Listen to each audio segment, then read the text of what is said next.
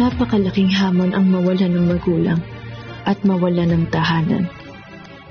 Pero ano man ang ibato sa akin ng kapalaran, I'll make sure na ibabalik kita sa pinagmulan mo.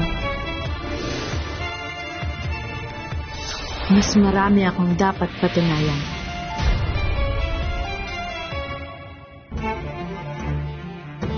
Kontento na ako sa buhay na meron ako. Saan man ako magpunta? Kung anong mamahalin ko? Hanggang sa sirain nilang lahat. Lahat ng sakit, lahat ng pang-aapi, ibabalik ko sa inyo.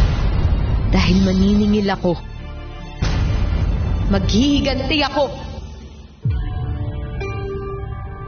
Ano man ang panglalait at mamaliit na ibato sa akin, hindi ako magpapatinag para ipagtanggol ang mga inosente at naghahanap ng hustisya. Attorney Lilet Matias respectfully appearing for the respondent, Your Honor. All the case. Gagawin ko ang tungkulin ko dahil walang sino man ang nakatataas sa batas.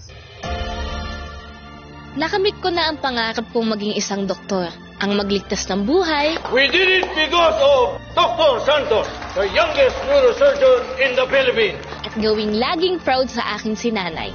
Sa bagong yugto ng aking kwento, buong tapong ko pa rin haharapin ang mga darating na hamon at pagsubok. I would like you to meet the new co-owner of Apex, my daughter, Justin. Hi, Cuz.